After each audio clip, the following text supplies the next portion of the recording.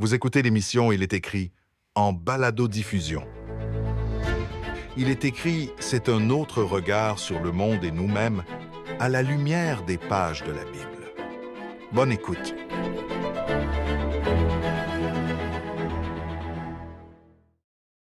Aujourd'hui, dans Il est écrit, nous abordons un sujet qui touche de nombreux jeunes chrétiens. Comment vivre sa foi chrétienne en étant jeune adulte? Comment concilier études, vie sociale et même engagement spirituel? J'aimerais vous inviter à rester avec nous alors que nous allons découvrir le parcours de Xavier Cloutier, un jeune chrétien de 18 ans, étudiant au Cégep. J'aimerais vous souhaiter la bienvenue à l'émission Il est écrit. Aujourd'hui, nous poursuivons notre série d'émissions sur le fait d'être jeune et chrétien. Et j'ai le privilège d'avoir à l'émission un jeune homme chrétien que j'affectionne tout particulièrement, que je connais bien du nom de Xavier Cloutier. Bonjour Xavier. Bonjour Patrick. Xavier, ça fait longtemps que je veux t'inviter à l'émission Il est écrit parce que pour plusieurs raisons, je pense que tu as quelque chose d'intéressant à partager.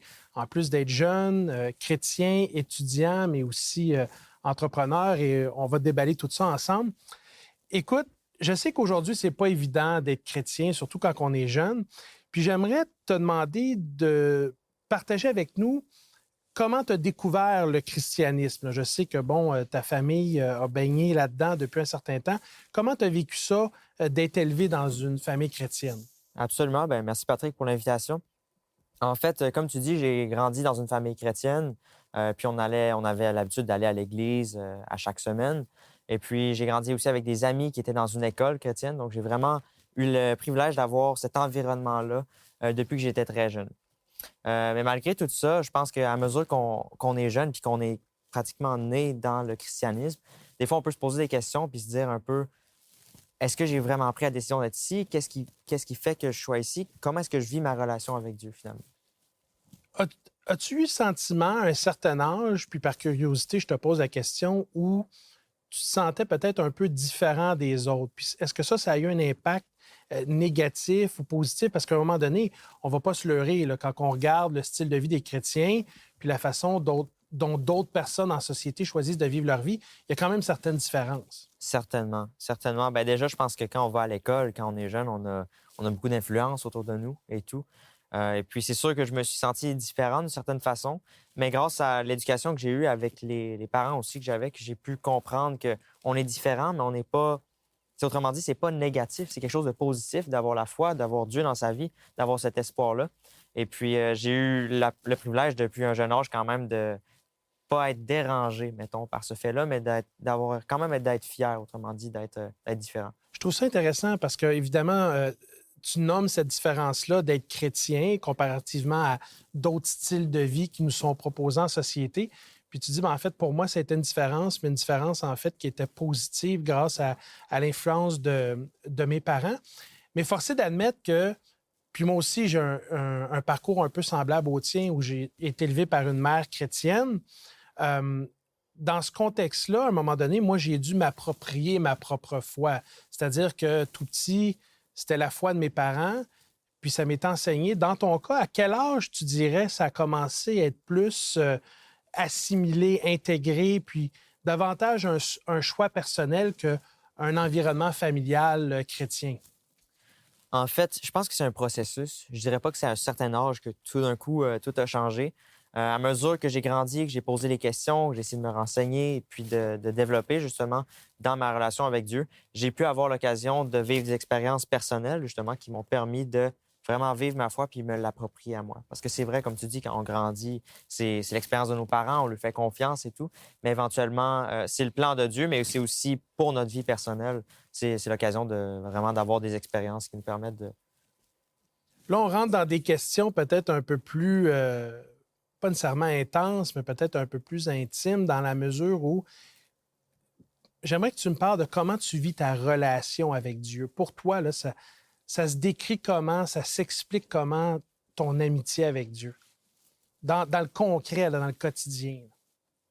En fait, c'est une très bonne question qui est quand même complexe à répondre, je dirais, mais Comme tu as dit, je suis entrepreneur, je vais aussi à l'école en même temps, donc j'ai beaucoup, beaucoup de choses dans mon horaire, dans les choses que j'ai à faire. Et puis pour moi, la relation avec Dieu, c'est Dieu qui m'accompagne dans tout ce que je fais, justement, qui me conseille, qui me donne la sagesse dont j'ai besoin, qui me donne la force aussi, puis l'énergie, des fois, de faire ce qu'on a à faire.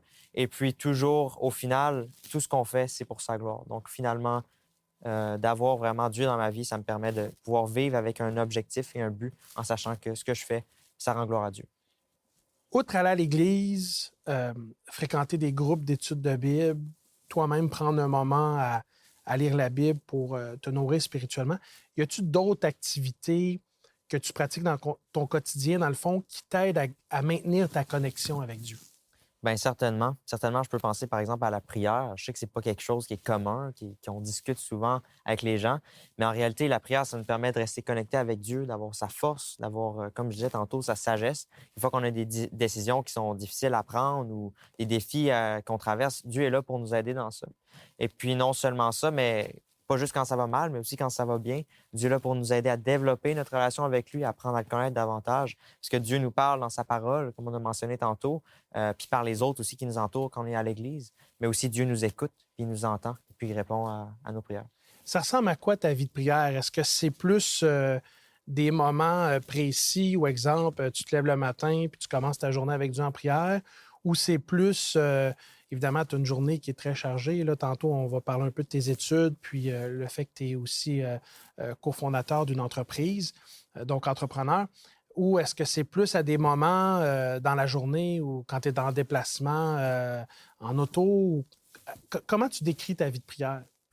En fait, je pense que c'est quelque chose de constant, qui est sans arrêt. Autrement dit, souvent quand je travaille ou quand j'ai une décision importante à prendre, dans la salle de conférence, mettons bureau, je vais souvent prier là, avant de faire des rencontres qui sont importantes justement parce que je veux avoir la sagesse de Dieu et tout. Mais aussi, comme tu dis, dans tout ce qu'on fait, je pense que c'est une habitude qu'on peut avoir de parler à Dieu et puis de rechercher, autrement dit, la force dans tout ce qu'on fait. Fait que ma vie de prière est un peu... c'est comme ça que je te décrirais ça, ouais. C'est-tu mécanique ou... Parce que la manière que tu décris, ça a l'air vraiment d'être plus conversationnel. Là. Exact.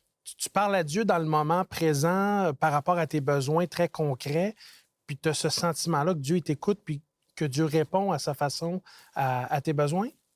Oui, certainement. Bien, comme tu dis, il y a deux façons différentes, je pense, de l'apporter. Il y a des gens qui vont dire oui, on prie à l'Église et puis c'est un peu plus formel et tout.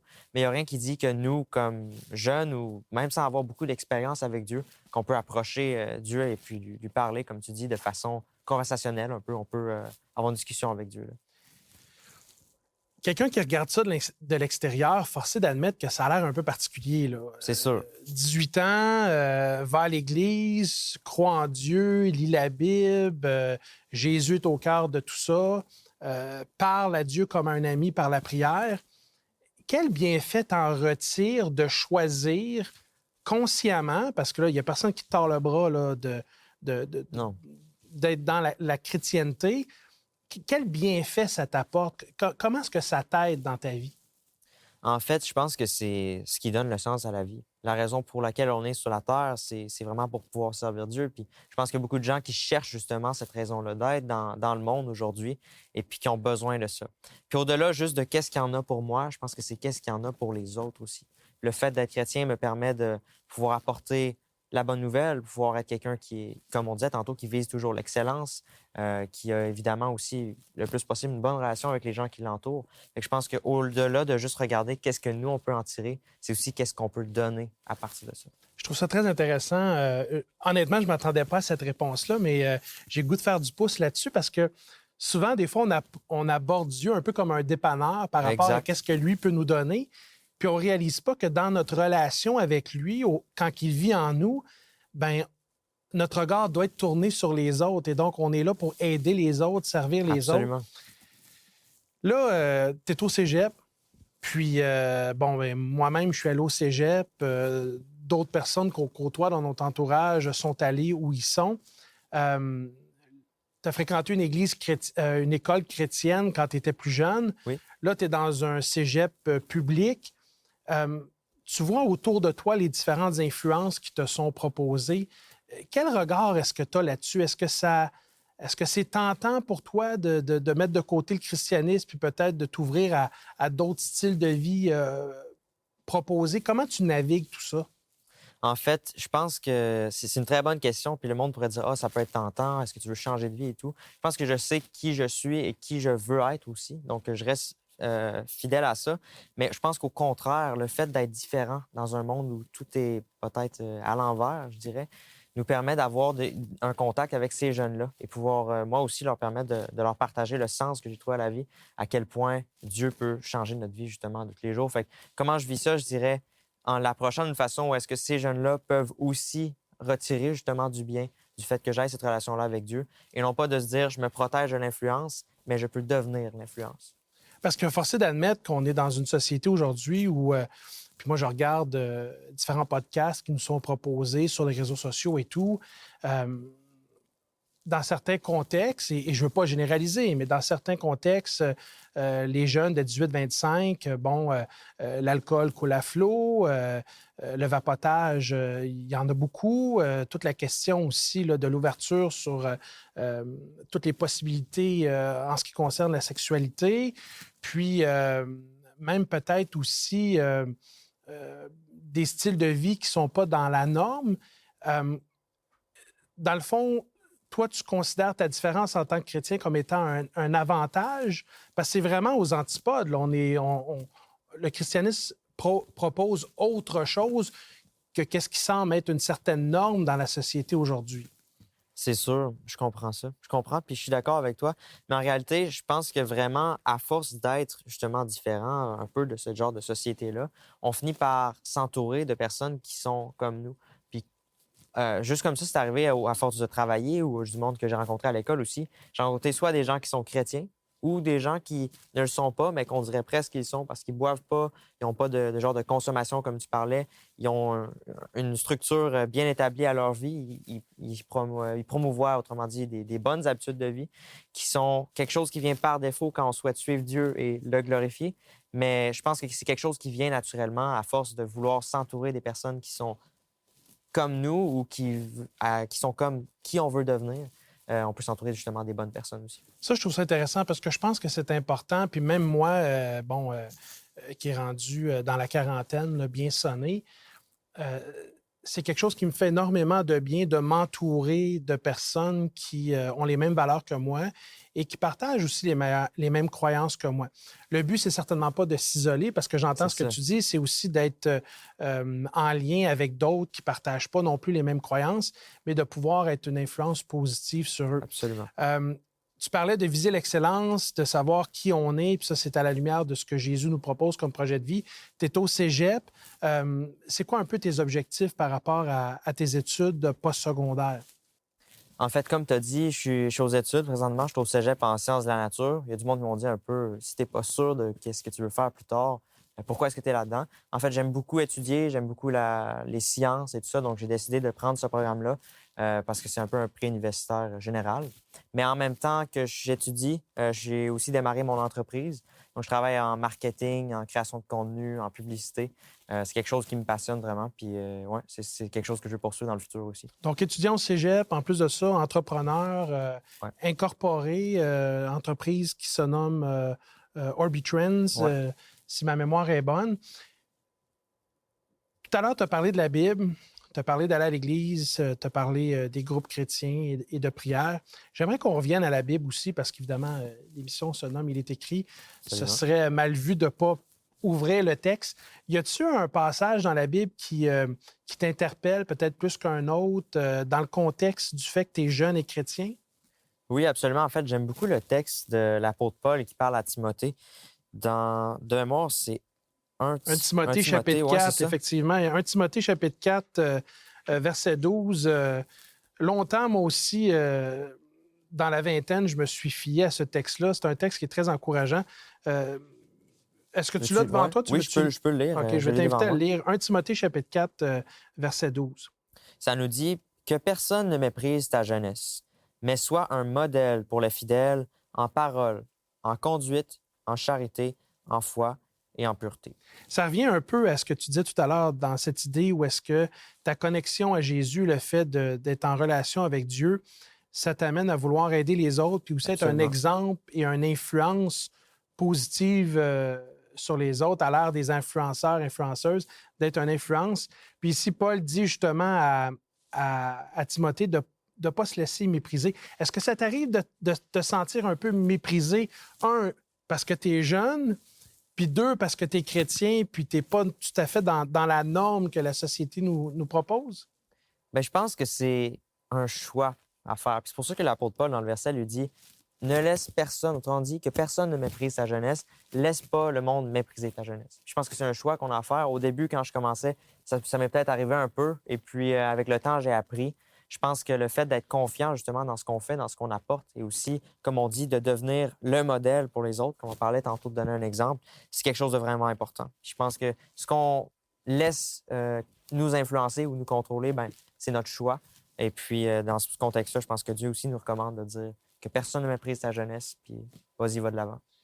Dans le cadre de ton entreprise, tu as l'opportunité d'établir des liens avec des clients. Évidemment, tu dois leur vendre, en quelque sorte, ton service de création de contenu et autres, puis de te démarquer. Évidemment, on n'est pas ici pour vendre l'Évangile, parce que l'Évangile, c'est une bonne nouvelle qui est disponible à tous. Mais j'aimerais que tu prennes un peu le temps qui nous reste pour nous dire un peu, c'est qui Jésus pour toi? Jésus, pour moi, c'est le modèle qu'on a à suivre, en fait. Au travers de tout ce qui est arrivé dans l'histoire, par le péché qui est entré dans le monde, la maladie, la souffrance et tout, au travers de tout ça, ce qui nous reste fidèle, qui est la chose sur laquelle on peut compter, peu importe ce qui arrive dans le monde, je crois que c'est lui. Parce qu'il y a tellement de choses qui peuvent nous déstabiliser, nous enlever la certitude, qui peuvent nous donner des craintes aujourd'hui, puis la peur avec toutes les tensions qu'il peut y avoir. Je pense que juste de garder les yeux sur lui, de savoir qu'il est à nos côtés, qu'il nous accompagne et puis qui est là pour nous soutenir, c'est ça Jésus pour moi. Donc, c'est ton modèle par excellence. Exact. Puis quand on dit Jésus, bien nécessairement, on ne dit pas juste Jésus modèle, on dit Jésus sauveur, Seigneur. Dans ton cas, tout à l'heure, tu l'as décrit aussi comme un ami avec qui tu converses par la prière. Écoute, Xavier, moi, je veux souligner ton courage d'être venu aujourd'hui à l'émission Il est écrit. J'enlève rien à personne, mais c'est pas donné à tout le monde d'être capable de parler avec autant d'aisance de sa foi, de ses croyances. Moi, je te souhaite la bénédiction de Dieu, non seulement dans tes études, dans ta vie personnelle, mais aussi sur ton entreprise. Puis, mon souhait, c'est que cette émission-là puisse avoir un impact positif sur d'autres jeunes qui puissent aussi avoir le goût de se connecter avec Dieu et d'en vivre les bienfaits. Absolument. Absolument. C'est mon souhait aussi parce que, tu sais, je pense qu'il y a beaucoup de jeunes qui ont énormément de potentiel, qui ont juste peut-être des fois un manque de direction. Ils ne savent pas quoi faire et tout. Je pense que Dieu aussi, c'est la réponse dans ce cas-là. Dieu est là pour nous guider, pour nous aider à prendre les bonnes directions, prendre les bons pas et puis pour vivre la vie qu'il nous donne aujourd'hui et maintenant avec la santé qu'on a, donner toute cette énergie-là pour le servir. Je te remercie, Xavier, d'avoir été avec nous aujourd'hui. On va prendre un moment et je vais prier pour toi, pour moi, pour Il est écrit, puis pour nos auditeurs. Super, merci. Prenons un moment de prière. Père éternel, nous voulons te remercier parce que tu nous rappelles aujourd'hui que le christianisme, c'est pour tous, les jeunes inclus. Alors, Seigneur, s'il y a des jeunes qui nous écoutent, j'aimerais te demander de les visiter par ton esprit et leur donner l'opportunité de te découvrir comme Xavier a eu l'opportunité de te découvrir. Merci, Seigneur, d'utiliser l'émission Il est écrit pour rejoindre ceux et celles qui te cherchent. Fais-nous du bien, Seigneur, et bénis-nous. C'est notre prière au nom du Christ. Amen. Amen.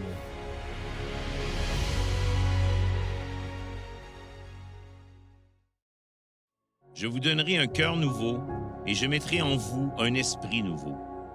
J'enlèverai de votre être votre cœur de pierre et je vous donnerai un cœur de chair. Je mettrai en vous mon propre esprit et je ferai de vous des gens qui vivent selon mes lois et qui obéissent à mes commandements pour les appliquer. Ézéchiel 36, 26, 27. Bonjour Lydia. Bonjour Alberto. Donc, tu sais, aujourd'hui, je suis très content parce que j'ai écouté justement le témoignage de Xavier. de Xavier. Puis j'étais content parce que quand j'entends des jeunes qui décident de marcher avec le Seigneur, c'est quelque chose de bon. C'est très encourageant. Je suis jeune, mais je dois dire que quand j'ai entendu, il dit « Non, j'ai 18 ans », j'étais en train de réfléchir de mon bord, dire qu'est-ce que je faisais, où est-ce que j'étais à 18 ans. Et ça fait pas longtemps, hein, 7-8 ans, mais quand même, je dis, wow, je suis surpris de savoir, c'est-à-dire surpris. Je suis content de savoir que Dieu travaille dans le cœur des jeunes. Il l'a fait à un moment donné avec moi, il le fait avec Xavier. Et je suis convaincu qu'il le fait avec d'autres jeunes. Tout à fait. Et si je suis convaincu que s'il y a quelque chose qui est au centre de cette expérience, c'est justement la parole de Dieu. Et justement, aujourd'hui, l'offre est une Bible. Oui, alors aujourd'hui, l'offre, c'est la Bible de l'aventure. Donc, c'est une Bible dont le contenu est le même que toutes les Bibles. Simplement, elle est conçue pour les jeunes. Donc, elle est très intéressante dans le sens où il y a des ajouts, des petits encadrés, des questions, des introductions aussi à chaque chapitre. Et savais-tu que... Exact, c'est ça. Pour quelqu'un qui aime aller plus loin puis qui est curieux un peu, écoute, elle est vraiment bien faite pour un jeune. Ça rend vraiment la lecture de la Bible plus vivante.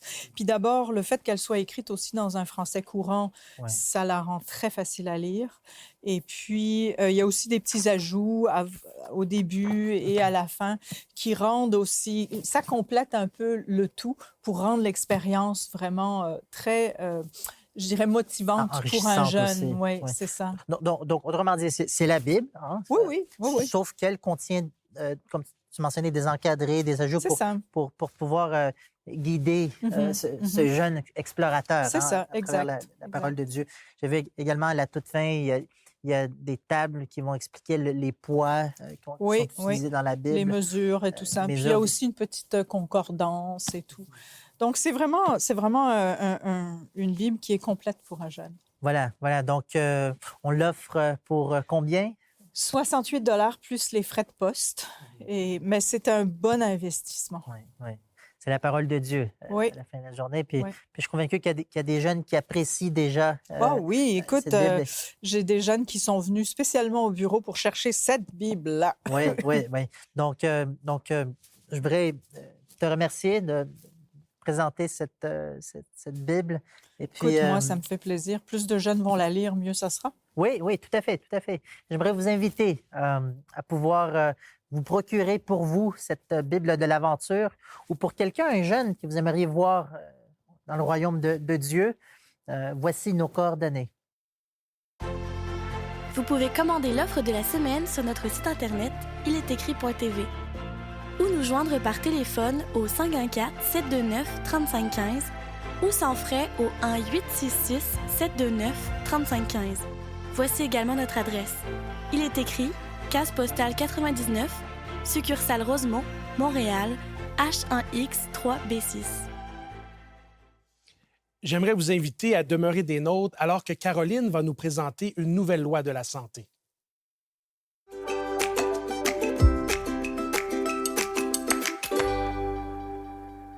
Le stress et l'anxiété sont parmi les raisons les plus courantes de consultation chez les professionnels de la santé.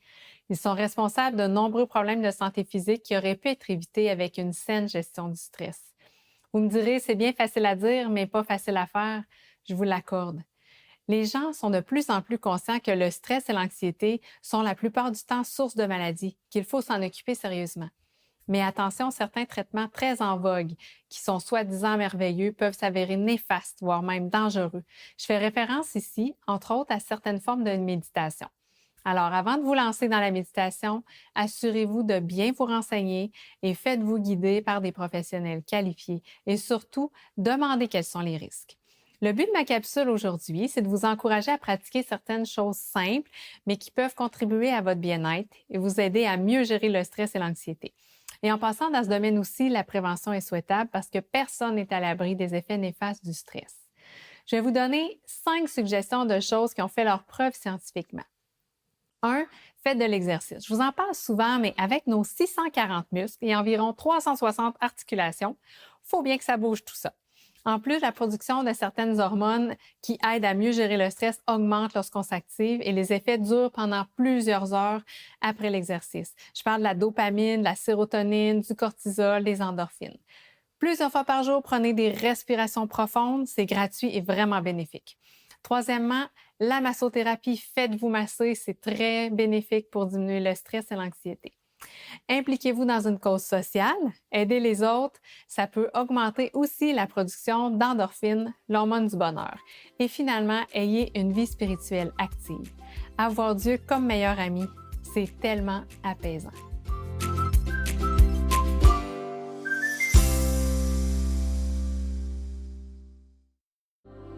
Oui, Dieu a tant aimé le monde qu'il a donné son Fils, son unique, pour que tous ceux qui placent leur confiance en lui échappent à la perdition et qu'ils aient la vie éternelle. Jean 3, 16. Saviez-vous que la Bible est un livre qui a traversé les millénaires et qui a été préservé d'une manière extraordinaire?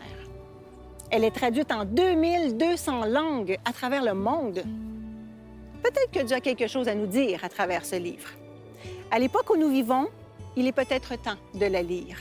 Il est écrit vous offre un outil simple et gratuit pour découvrir la Bible. Le cours biblique Découverte. 26 leçons qui pourraient changer votre vie et surtout vous remplir d'espérance. Contactez-nous. Pour connaître nos lieux de rencontre dans la province du Québec et ailleurs au Canada, appelez-nous au 1-866-729-3515 ou visitez le www.sdaqc.org/église au pluriel. J'aimerais remercier Caroline pour cette capsule santé et du même coup remercier l'ensemble de l'équipe pour cette production et vous remercier car l'émission Il est écrit est possible en partie grâce à vos dons. Je vous encourage à nous visiter à ilétécrit.tv afin de découvrir notre variété de ressources bibliques. Et j'aimerais aussi vous encourager à être des nôtres la semaine prochaine pour une autre émission d'Il est écrit sur un sujet biblique. D'ici là, souvenez-vous, il est écrit, l'homme ne vivra pas de pain seulement, mais de toute parole qui sort de la bouche de Dieu. Cette émission a été préparée par l'équipe d'Espoir Média Québec. Laissez-nous vos commentaires, questions et suggestions sur ilétécrit.tv. Si vous avez apprécié ce balado, partagez-le.